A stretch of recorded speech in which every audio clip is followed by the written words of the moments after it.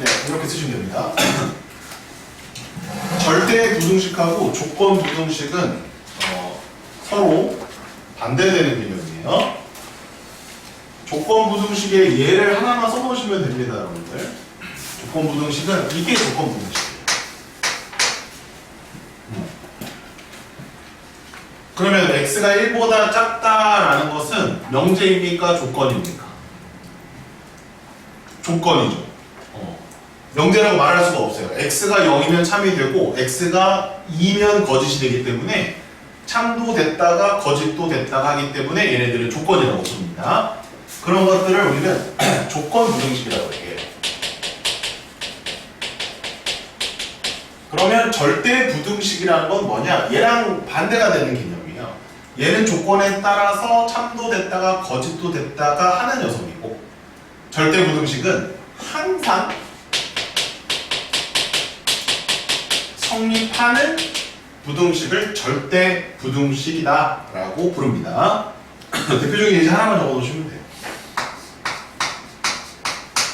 이렇게 적어놓으시면 되겠습니다. 각자 절대 부등식을 하나씩 여러분들이 예를 들어서 적어놓으세요.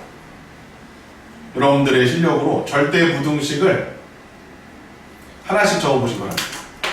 이건 쌤이 적은 거예요.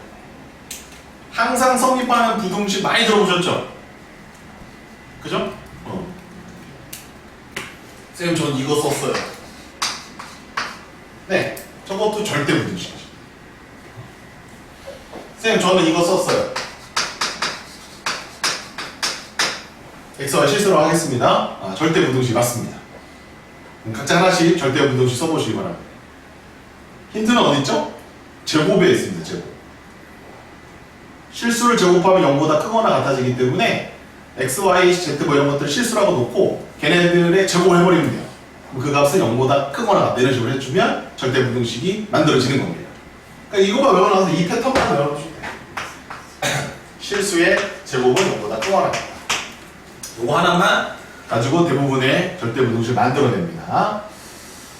자, 그런데 그 예제 중에 좀 외워야 될 게 있어서 자, 몇 개만 소개합니다.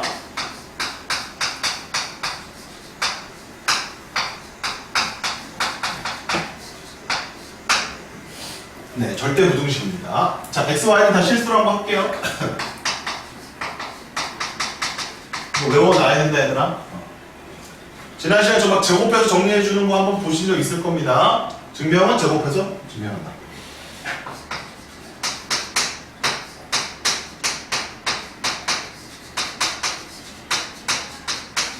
네, 이것도 절대 부등식입니다. 자주 나와요. 근데 얘는 우리가 잘 맞추는데 얘는 또 틀려요. 그리고 마이너스로 바꾸면 얘는 절대 부등식이에요.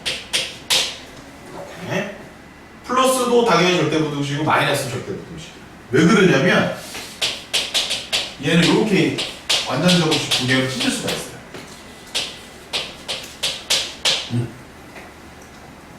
그러니까는 실수의 제곱의 형태를 더해가는 모양이죠. 실수의 제곱의 형태는 무조건 0보다 크거나 같다로 다 절대 부등식 만든다 이렇게 생각하시면 돼요. 자, 그 다음에 이것도 엄청 자주 나와요.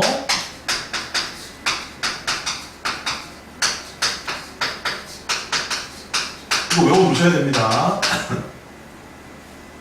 외워야 되는 절대 부등식.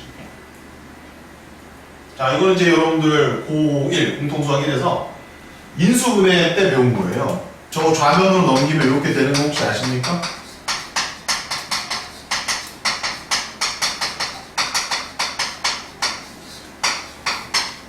이렇게 되는 거 아십니까? 외워두셔야 됩니다.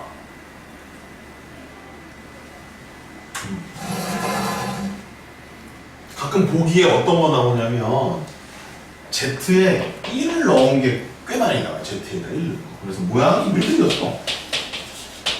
그러면 이제 얼핏 보면 너네 이거 못 찾는다고. 이렇게 써있단 말이야. 그럼 이제 얼핏 보면 안 보여요.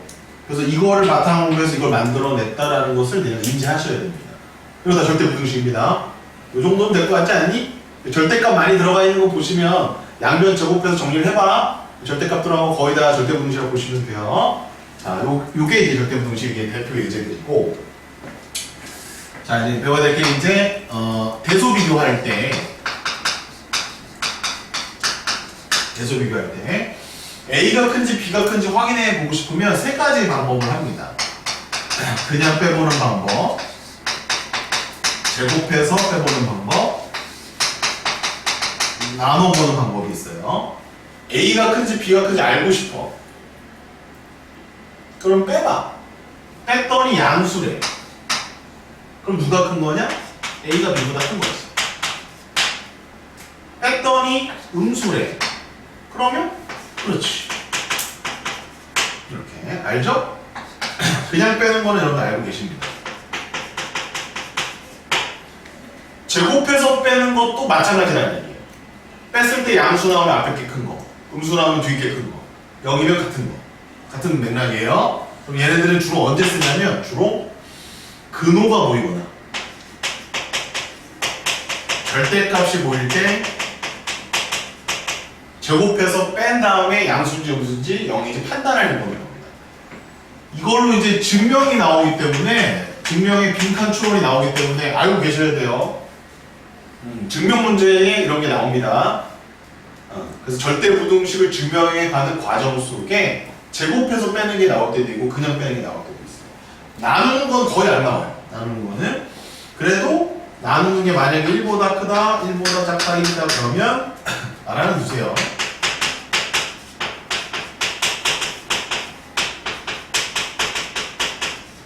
이렇게 되겠습니다.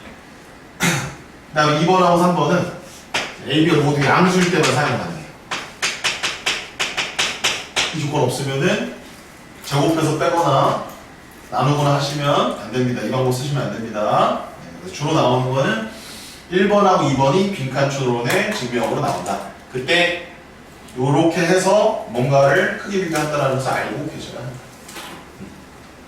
됐나요? 여기까지? 됐어요? 이거 적어줄까? 자, 부등식의 기본 성질 혹시나 해서 A가 B보다 작아요. 그러면 A 더하기 C A 빼기 C는 자동방으로 성립합니다. 자동방으로. 조심해야 될 거는 곱했을 때도 부등호가 그대로 가려면 C가 양수여야 됩니다. 만약에 부등호 방향이 바뀌게 되면 C가 음수라는 거예요. 부등식 기본 성질. 나눗셈 마찬가지겠죠?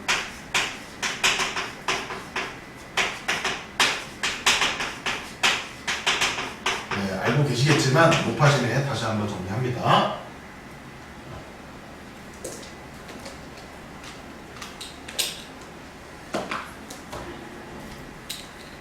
분수도 있었죠?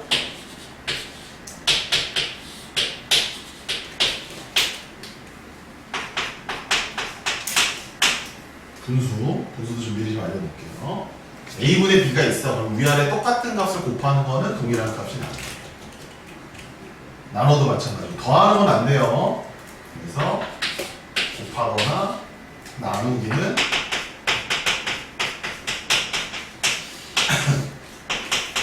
마음껏 해도 괜찮다. 이런 것들을 좀 알고 계시면 좋을 것 같습니다.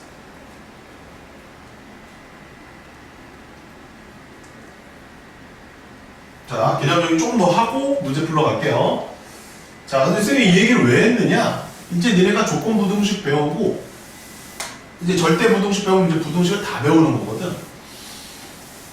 그런데 이제 최대 최소에 대한 이야기를 하고 싶은 거야.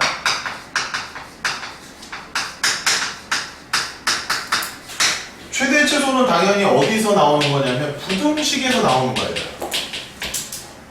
그렇겠지. x가 5보다 작거나 같다라고 하면 x의 최대값이 5라고 한단 말이지. y의 제곱이 4보다 크거나 같다라고 하면 y의 최소값은 2라고 한단 말이야. 그러니까 최대 최소에 관한 문제들은 다 뭐랑 연관이 있다? 부등식 또는 대소. 수학을 공부하는 목적이에요. 수학을 공부하는 목적이 저거야.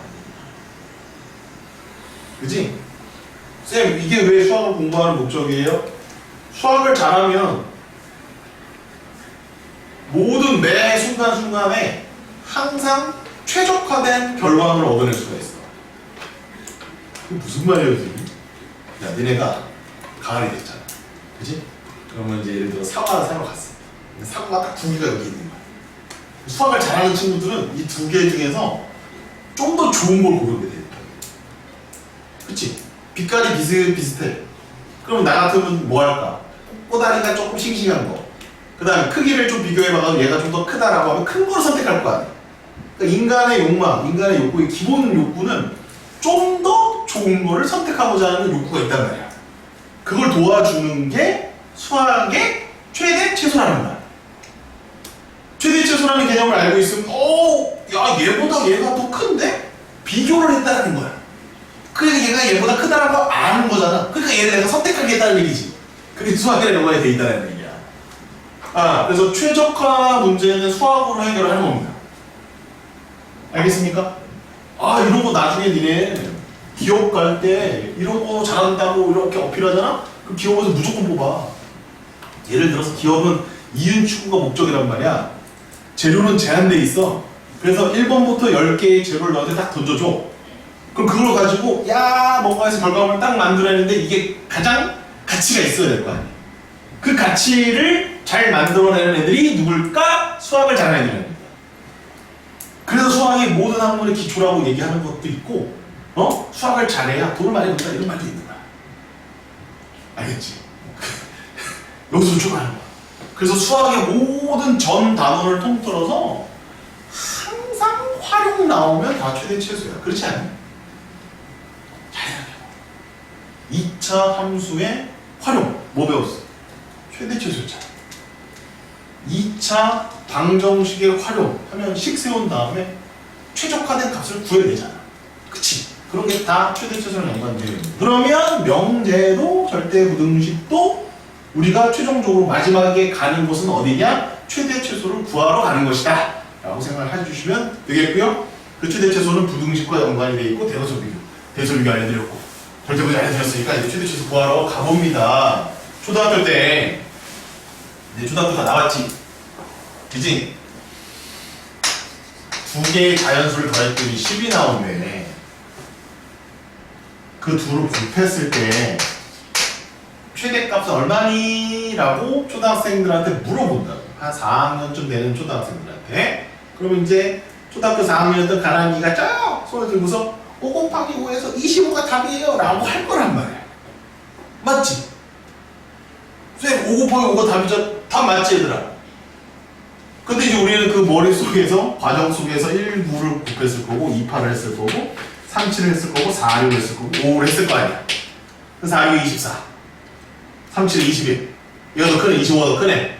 감각적으로 아는 친구들도 있을 거고 이렇게 계산해서 알아내는 친구도 있을 거라는 얘기예요. 근데 왜 여기서 5하고 5가 정답이 나오는 걸까? 왜 그럴까? 그때는 초등학교 때는 저게 답이었잖아요. 근데 왜 제가 답일까?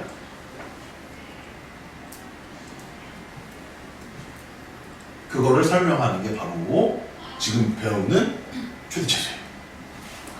이때는 설명을 못했지. 그게 최대라는 것은 알았지만 그때가 왜 최대가 되는지를 설명할 수가 없었잖아. 그지? 그걸 설명할 때가 잘 들어봐. 알겠니? 맞는 말이니 근데?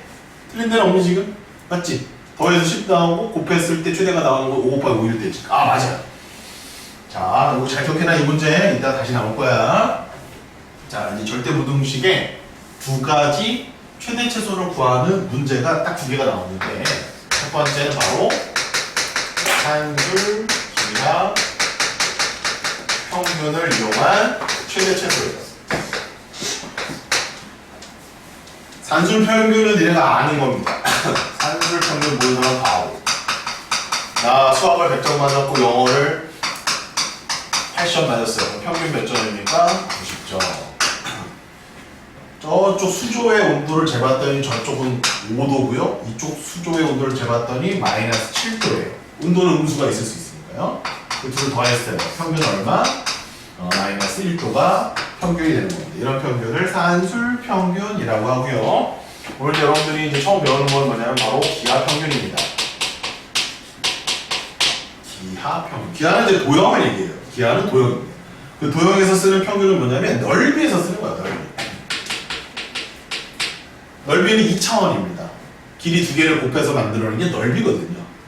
그래서 얘네들은 어떤 숫자와 어떤 숫자를 곱해요. 그리고 거기다 루트를 씌웁니다. 이렇게 재는 방법을 기하평균이라고 합니다. 간단하죠? 둘을 곱한 다음에 뭘 씌워? 루트를 씌우는 게 기하평균입니다. 일상생활에서 산술평균보다 기하평균을 훨씬 많이 사용해요. 근데 여러분들은 모르죠. 여러분들은 배운 적이 없죠. 이거 처음 배워요. 근데 실제로 기하평균을 훨씬 많이 씁니다. 훨씬 많이 써. 훨씬 많이 써요. 안지연이가 예를 들어볼게요. 안지연이가 이번 달 용돈이 10,000원이었어요. 근데 얘가 시험 좀 잘 봤어. 다음 달 엄마가 기분이 좋아서 2배로 올렸어요. 2만원 했습니다. 그 다음 달에 시험을 100점을 맞았어. 엄마가 너무 기분이 좋아서 4배로 올려서 8만원으로 늘어났습니다. 이런 일이 벌어질 수 있잖아요. 실생활에서 얼마든지. 질문입니다. 그러면 한 달 평균 지현이의 용돈의 증가 상승률은 얼마입니까?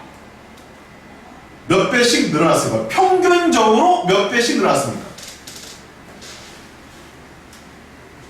그럼 이제 니네가 저희 선생님 평균을 무조건 더해서 둘러 쪼개는 거잖아요. 그래서 2배와 4배를 더해서 둘러 쪼갰어요. 평균 3배씩 늘어난 거 아닙니까? 라고 대답할 수 있잖아, 그치? 그럼 만나 확인해보자. 그럼 10,000원에 3배면 얼마야? 30,000원 아니야? 30,000원에 3배면 얼마야? 90,000원이잖아. 아닌데? 3배보다 좀 작은데? 맞지? 그럼 몇 배일까요? 2 곱하기 8을 한 다음에 이제 2로 나누는 거예요. 그러면은 8, 이거 아닌 것 같아.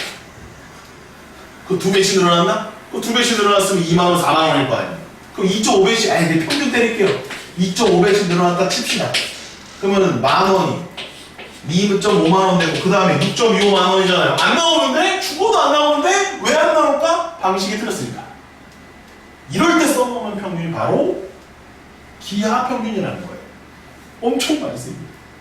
이번에 이제 에이펙 정상회담 오늘하고 내일까지 오늘까지 하는군요. 어제 오늘 이렇게 이틀 동안 하는데 거기서 이제 그게 경제 협력을 하는 거란 말이지. 우리나라 내년에 경제 성장률을 몇 %로 잡았습니까? 알고 있잖아요. 다 똑똑하니까. 우리나라 경제 성장률 몰라요? 이런 것도 몰라요? 여러분들 왜 사는 거야? 1. 몇 %밖에 안 잡았어요. 우리나라 성장이 그거밖에 안 된대. 근데 그 성장률을 10년 동안 평균을 내잖아요? 그것도 기하평균 내는 거야. 우리나라 이제 그 출산율이 굉장히 저조하잖아요? 알죠? 그러면 걔네들이 매년 몇 %씩 줄어든다, 올해는 3% 줄어들고, 내년엔 4% 줄어들고, 다음에는 5% 줄어들고, 줄어들었다! 그걸 10년을 평균 내고 싶어! 그때 무슨 평균을 써야 될 것 같아? 산술평균 쓰면 안 돼요. 다 곱하기의 평균이라는 거예요. 그래서 기하평균 써야 돼요. 실제로 그렇게 계산을 합니다. 여러분도 몰랐지.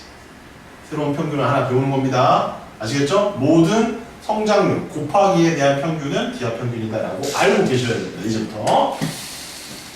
자, 그래서 이거의 정답은 2와 4를 곱한 8에 루트 배만큼씩 늘어난 거예요.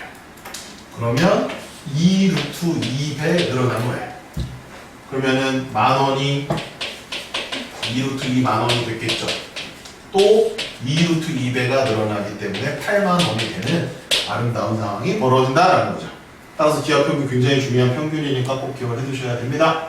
자, 여기까지 이해되셨습니까? 쌤이 이제 오늘 2개를 가르쳐 드렸는데 그 둘의 관계가 있는데 그 관계가 절대 부등식의 관계가 있어요.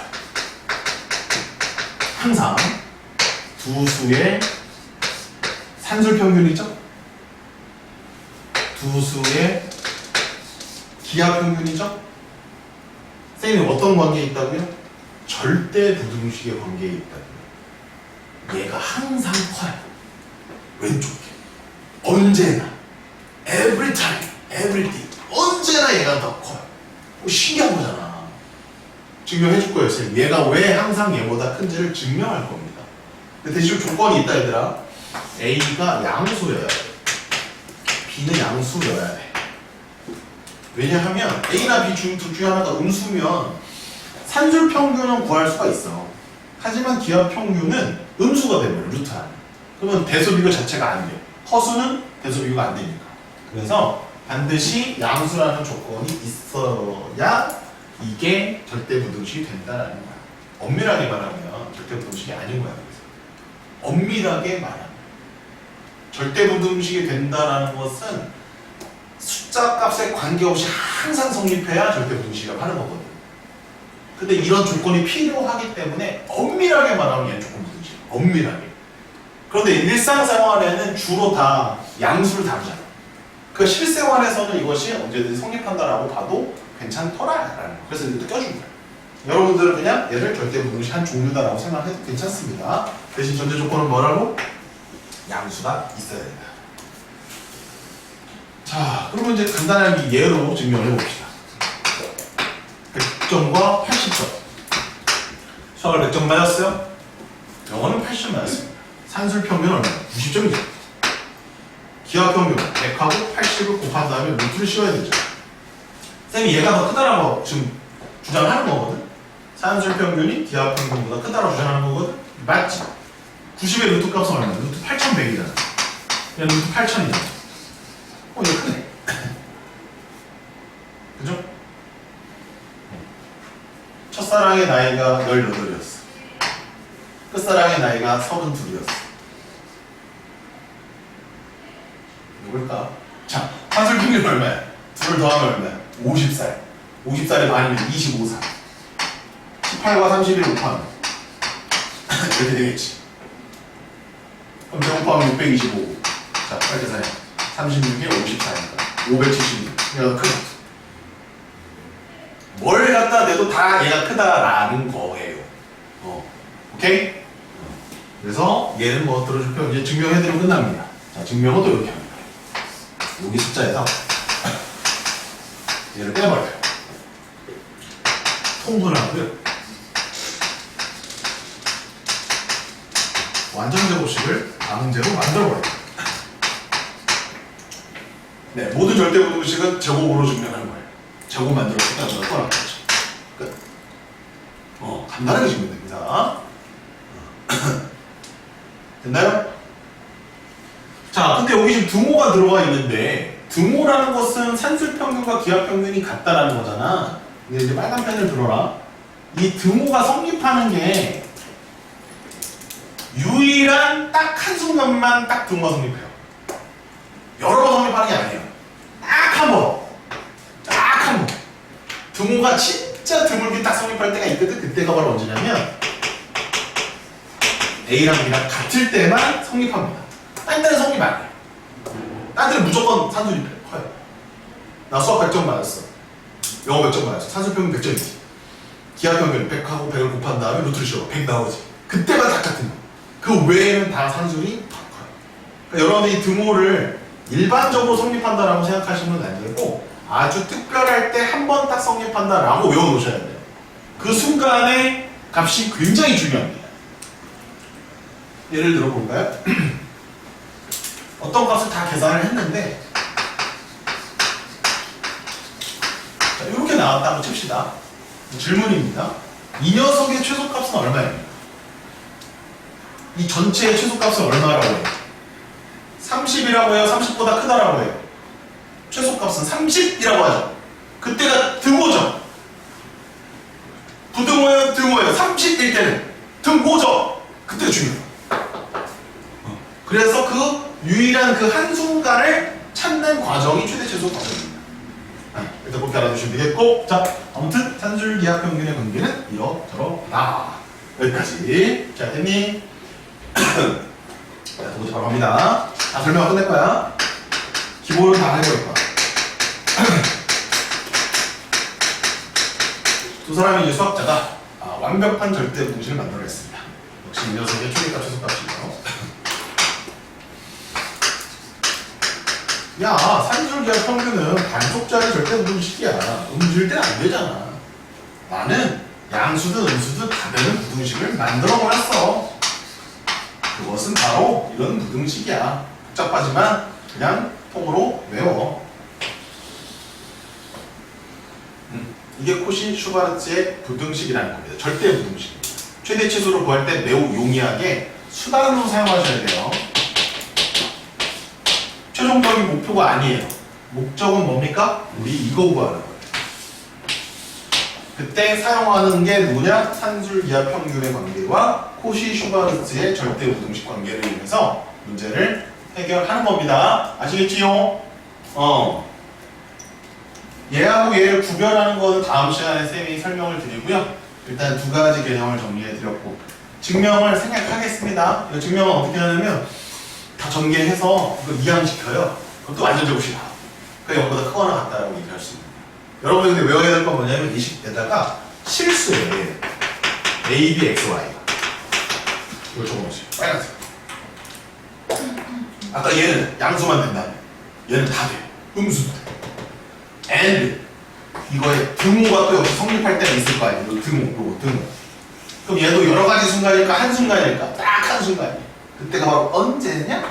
A분의 X와 B분의 Y가 같을 때 등호가 성립한다. 또는 AY 빼기 BX가 0일 때 성립한다. 같은 뜻입니다. 이거 두 개는. 네, 이렇게 이제 외워두시면 돼요. 개념은 여기까지 정리하시면 돼요. 공간에 남아있는 친구들 다음 시간에 거기다 이어서 또 적으시면 됩니다. 쌤이 이제 이걸 가지고 장난을 엄청 쳐요. 장난을 쳤을 때마다 하나하나 다 확인시켜주면서 문제가 복잡해진다는 걸 알고 계셔야 합니다. 자, 이제 문제를 풀어갈 건데 시간 관계상 많이 못하고요. 산술기하 평균 하나, 그 다음에 코시 슈바르츠 하나, 절대 부등식 하나, 이 정도로 풀고 오늘 수업을 마치도록 하겠습니다. 아, 문제 정말 많은데 이거 우리 숙제 다 해오냐? 이거 못할 것 같은데. 알겠어? 42번부터 거꾸로 보겠습니다. 42번. 주간순 얘들아, 일단 선생님 숙제로 내드릴 테니까 한번 최대한 풀어와. 아마 거의 못 풀 거야. 최대한 해와. 최대한 해. 임지연이는 다 해와. 예빈이도 다 해와. 우린 저기 원장님들 수업 들었지? 하! 여기서 다 들었잖아. 반 이동하기 전에. 그지? 엄마? 다 해와. 자, 실수 XY에 대해서 자, 이거를 조건으로 줬어. 이때 x 더하기 2y의 밑줄, 최대값 최소값의 밑줄. 결국 이거 뭐 하는 거야? 코시 슈바르츠가 목적이 아니라 수단입니다. 수단. 이거 주고 이거 줄 테니까 이거의 최대 최소 뭐야? 보통 코시 슈바르츠는 합을 가지고 합의 최대 최소를 구하는 겁니다. 합을 주고 합의 최대 최소 물어보면 코시 슈바르츠예요. 합을 주고 곱을 물어보면 산술기합니다. 곱을 주고 합을 물어보면 산술기합니다. 합을 주고 합을 물어보면 코시 슈바르츠예요. 그래서 이런 거를 좀 적어 두십시오. 합을 주고 합을 물어봤다? 그러면 코시 슈바르츠. 하나 더 써야 되는데 숫자 맞추기라고 써주십시오. 숫자 개수 맞추기야. 개수 맞추기.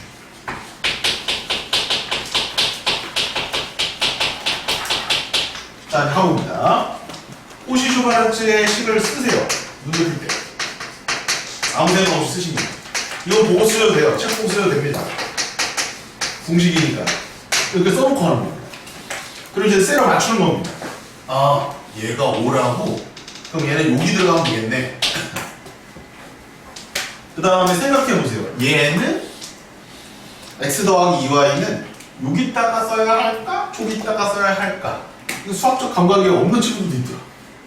이거를 여기다가 다 써야 될까? 여기다가 다 써야 될까? 마음속으로 정하세요. 누군가 안 시킬 테니까 마음속으로 정해.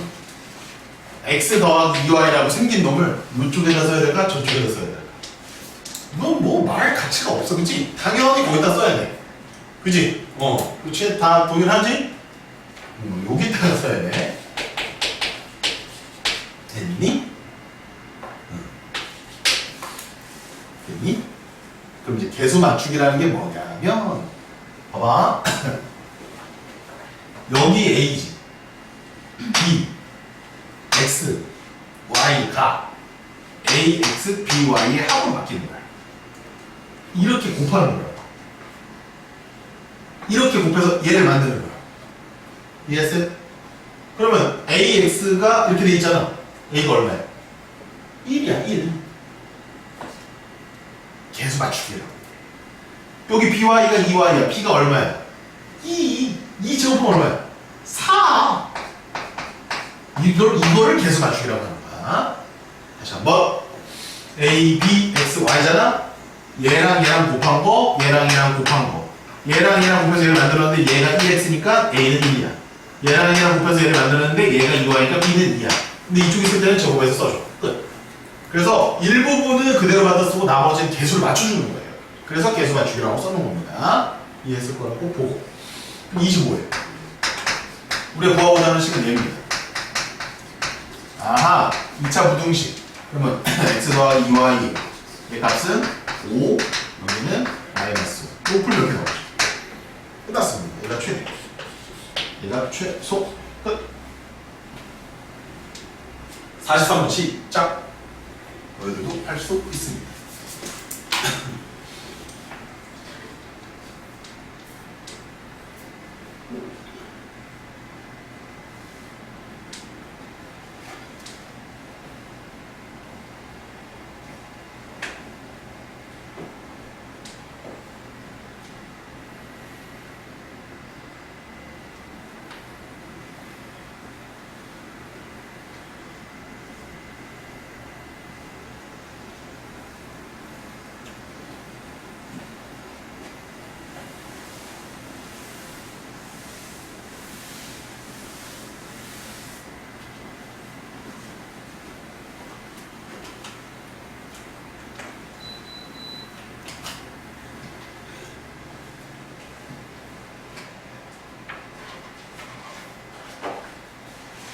지금 내가 드렸네?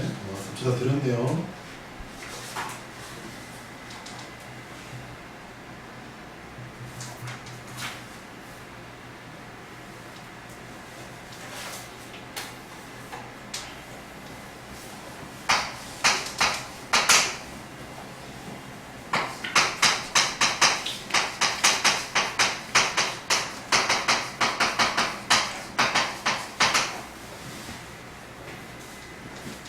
자, 3개짜리는 쌤이 안 가르쳐 드렸는데 바로 해보겠습니다. 자, 3개짜리야 이번에 45번이야. 자, 3개짜리는 이렇게 적어보세요. 호시 슈바르츠 3개까지 나옵니다. 네, 3개짜리까지 외워놓으셔야 돼요. 근데 형식은 뭐 이래요. 아, 2개짜리가 3개짜리로 저렇게 확장이 되는구나. 이 정도 외워두시면 되고, 빨간색으로 등호 성립이 A분의 X 아까 B분의 Y였니? 하나 추가하면 돼. 7분의 Z까지. 네, 요거 이제 고시는 거랑 3개짜리 비슷하죠? 한번 해봅시다. 자, 얘가 4네요. 그럼 주어져 있는 저 1차식은 어디다 갖다 쓸까요? 아유, 감각적으로 여기지. 쌤, 근데 얘요, 음수 나오는데 어떡해요? 음수 나와도 돼요. 개수가 1이잖아요. 그럼 여기 1이에요. 이렇게. 여기 개수가 2잖아요. 4예요. 마이너스 2라고요? 풀지 마시고 4라고 쓰시면 돼요. 적어보겠습니다. 끝났다. 어려울 게 없다. 호시슈바르츠가 좀 더 정형화되어 있기 때문에 이런 것들이 주어지는 대로 그냥 이렇게 딱 이렇게 넣고 개수 맞추기 해주시면 돼요. 9사 36이니까 최대값 6, 최소값 마이너스 6. 너무 쉽다. 답은 12. 자, 나머지 문제는 조금 응용되어 있어요. 최대한 집에 가서 최대한 한번 풀어보시고, 뭐 48번, 49번 이런 거 풀어주고 싶은데 고민 좀 해봐. 산술기하 평균으로 하겠습니다. 산술기하 평균 양이 너무 많아요. 뚱뚱해가지고 다 못해주고 오늘 몇 개만 해보겠습니다. 세 문제만 풀려고 했는데 좀 더 풀어드리네요. 9번입니다. 자, 빨간 펜을 드시고요. 이게 산술기하 평균인지 알아줄 수 있는 플래그가 있어요. 양수라는 말이 보이면 그러면 산술기하예요. 알겠죠? 9번 보시면 두 양수에다 밑줄 긋고 그게 플래그예요. 얘가 산술기하 평균으로 풀어라는 힌트입니다. 11번도 보세요. 양수 조건 있잖아요. x가 0보다 큰. 10번도 있죠. 양수. 그죠? 12번은 망했다. 실수라고 써있다. 13번 5보다 크다. 양수잖아. 14번 1보다 크다. 양수잖아. 15번 실수다. 실수가 가끔 있긴 있습니다. 하지만 양수라는 말이 나오면 전부 다 산술기하네요. 16번 양수, 17번 양수, 19번 양수, 18번 양수, 20번 양수, 21번 양수, 22번 양수, 23번 양수, 24번 양수, 25번 양수만에 보이면 이렇게 무조건 산술기가 풀면 되는 거예요. 그런데 다시 한번 돌아가볼까? 42번 보세요. 42번 뭐라고 써있어요? 실수. 혹시 43번 실수, 45번 실수, 46번 실수, 47번 실수, 48번 실수. 아하, 실수는 풀지 마. 양수는 산술기야. 아하, 플래그다. 보고 그걸 보고도 모르면 안 된다. 자, x 더하기 y가 4입니다. 이렇게 x, y의 최대값을 물어봤어요. 그러면 아무 생각을 하지 말라는 거야. 양수니까 뭘 쓰라는 거야? 산술기하를 쓰라는 거야. 그러면 두 수의 합의 평균이 산술이라며, 두 수의 곱의 루트가 기하라며, 그냥 쓰고 들어가는 거야. 쓰고 들어가는 거야. 그러면 합이 얼마야? 4니까 다 4라고 써버려 그래. 그리고 나서 식을 만들어봐.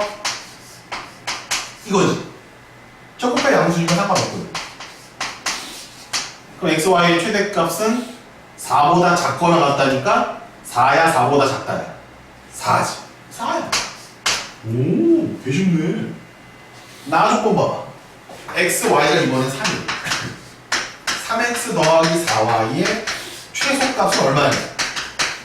빨간 펜 갖고 있지 지금? 합을 가지고 곱을 물어보고 있어. 곱을 가지고 합을 물어보고 있어.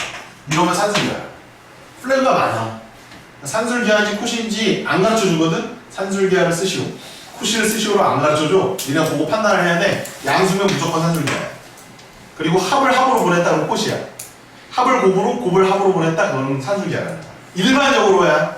100%는 아니야. 분명히 내가 얘기했다. 100%는 아니야. 니네가 푸는 중난이도, 중상난이도 다 이걸로 풀려. 근데 상난이도 중에 합을 합으로 풀어야 되는데 그게 산술기하가 나오는 문제가 있기 때문에 100%라고 말을 해줄 수가 없고, 아무튼 99%는 이렇게 풀는다. 그럼 얘 어떻게 할까? 생각하지 말라고 그랬잖아. 생각해야 될 것 같은데요. 뭘 생각해? 두 개의 숫자를 뭐로 놔야 돼요? x하고 y로 놔야 돼요? 아니면 3x랑 4y로 놔야 돼요?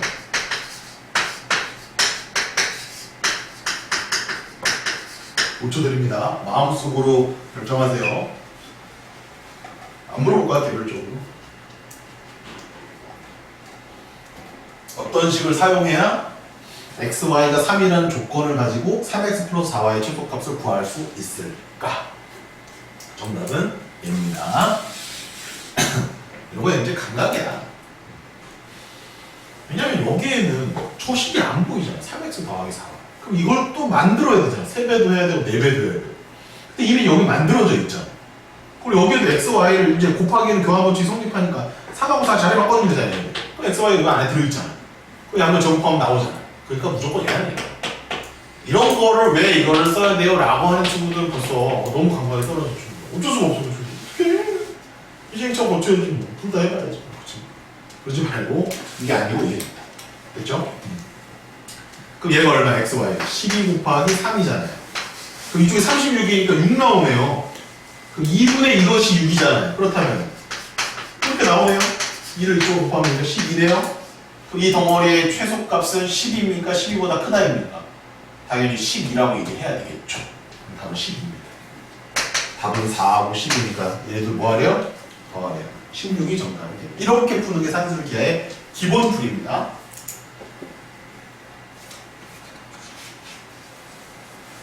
왜 10번부터 어려운 거야? 아 진짜 짜증나네. 왜 10번부터 어려운 거야? 다 어려운 거 맞네. 벌써 분수가 나와버리네. 10번 한번 해보시고요. 10번 한번 해보시고.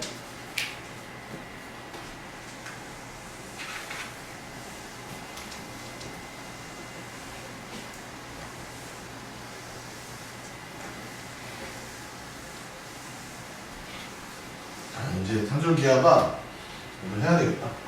열심히 해야 돼. 제발 다음에 할까? 한 문제도 못 풀어오겠네. 해야 되겠다. 봐줘. 여기까지만 하자.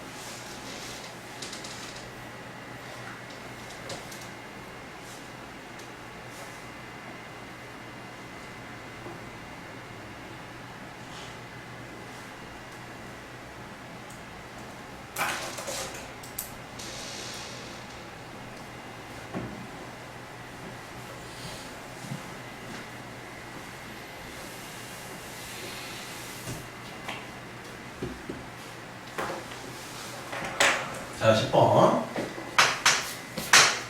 자, 4콤마9를 지나가니까 집어넣을 수 있지. 얼마든지 집어넣을 수 있지. 이걸 제가 나갔습니다. 양수의 비출을 놓고 산술입니다. A, B의 최소값 얻어갔네.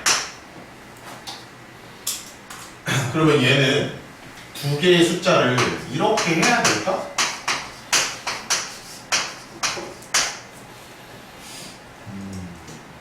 조금 어려워졌어, 지금. 갑자기 어려워졌어.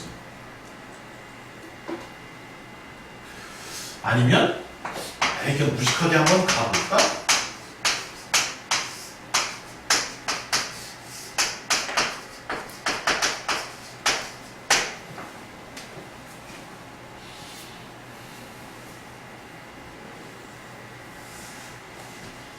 첫 번째 식만 가지고 자꾸 풀려고 하면 안 돼. 두 번째 식은 문제가 있을까? 자, A가 양수고 B가 양수기 때문에 A분의 4도 양수고 B분의 9도 양수야. 그치? 그러니까 모든 양수에 대해서 산술기하 평균을 써먹어도 돼. 약간 꾸역꾸역 맞추는 거잖아, 이거는. 그치? 근데 이렇게 해도 문제는 없다는 얘기야. 뭔 말인지 아시겠죠? 그러니까 산술기하 평균을 쓸 때 제한사항은 양수라는 제한사항밖에 없는 거야. 분수가 나와도 상관없다는 얘기고, 제곱이 나와도 상관없다는 얘기야. 양수라는 조건만 있으면 언제든지 산술기하 평균을 그 관계를 사용해도 무방하다. 무식한 거지. 무식하지만 이게 답이야. 오, 이렇게 푸는 거야.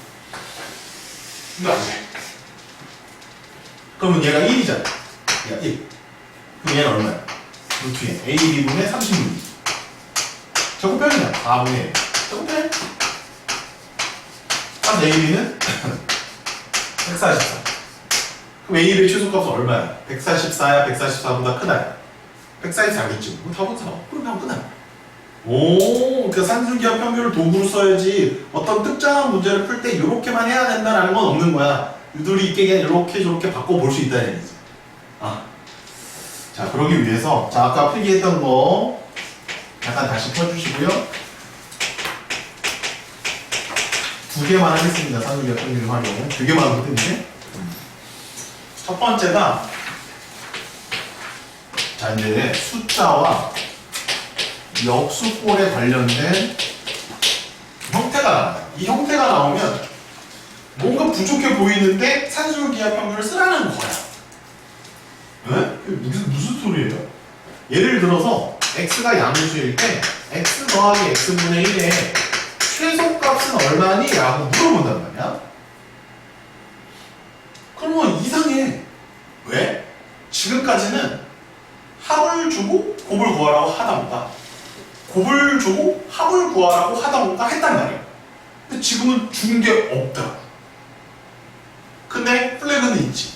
오, 양수라는 조건은 있단 말이야. 근데 합도 안 주고 지금처럼 이런 합도 안 주고 곱의 값이 얼마인지도 안 줬단 말이야. 그랬을 때 어떻게 풀 거냐라는 거야. 이걸 외워놔야 돼. 산술기하 평균 중에 숫자랑 역수 모양이 나오면 이거 자체로 산술기하를 때려버리는 거야. 해보자. x가 하나의 숫자라고 생각을 해. x분의 1도 하나의 숫자라고 생각해. 걔네들을 더해서 둘로 나누는 게 산술평균이잖아. 이게 x랑 x분의 1을 곱하고 루트를 씌우는 게 기하평균이잖아. 이게 그러면 좌변은 그대로 두고 우변이 뭐가 되니? x가 약분이 되네. 그치? 그 우변의 값이 얼마야? 1이지 1. 그럼 여기 있던 2를 절로 넘겨버리면 뭐가 나와? 이렇게 나와버린다는 얘기야. 문제가 풀린다는 얘기야. 신기하게. 최소값이 얼마나 되냐? 2라는 거야. 됐니? 자, 빨간 펜 들고 있니? 어디가 기준일까? 산술 평균이 기준일까? 기하 평균이 기준일까? 조건을 하나 안 줬다라는 거거든? 합을 줬으면 좌변이 숫자로 나오는 거야. 곱을 줬으면 우변이 숫자로 나오는 거야. 좌변이든 우변이든 한 번 숫자가 나와야 최대나 최소를 구할 수가 있는 거거든? 근데 제일 잘 관찰해봐. 누가 기준이니? 산술 평균이 기준이니? 기하 평균이 기준이니? 기하 평균이 기준이 된다는 거지. 왜? 기하 평균 쪽에서 무슨 분이 일어나? 약분이 일어나면서 숫자로 바뀌는 거거든. 그렇기 때문에 숫자를 하나 안 주더라도 합의값이든 고백값이든 안 주더라도 답이 나온다는 거야.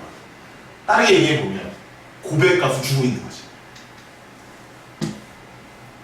고백값을 주고 있는 거지. 그러니까 산술기하 평균으로 풀린다는 거지. 이해돼?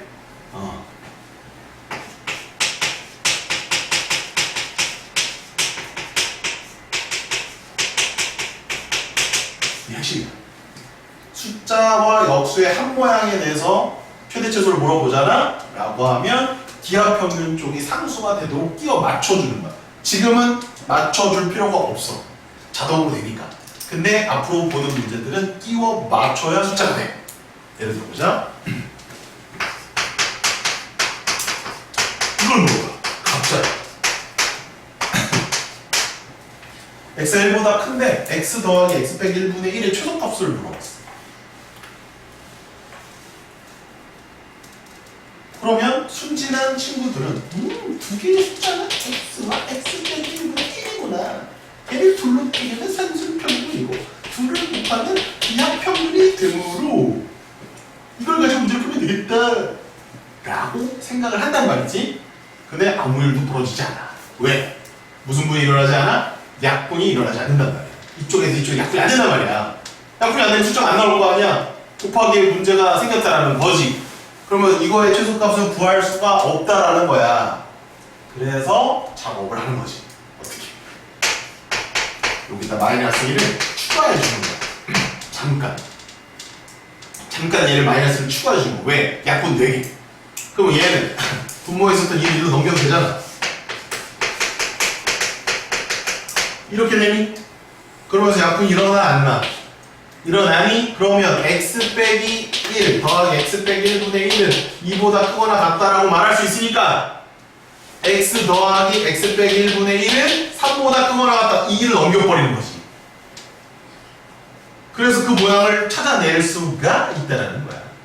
따라서 답은 최소값이 3이라는 거야. 이해하니 선생님만?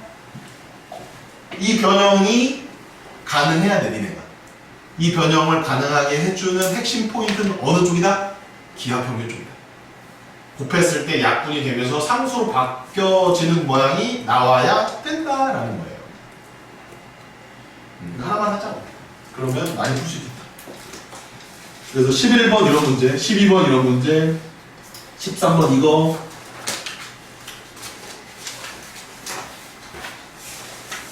곱하기도 하긴 해야 되는데 일단 16번까지는 어떻게든 적재기를 풀 수 있겠다 내가. 자 12번 시작. 이거 말고 13번 시작.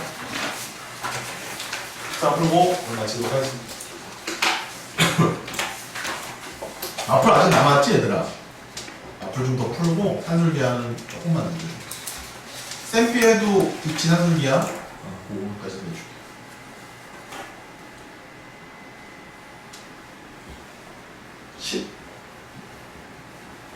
13번 푸는 거 얘들아.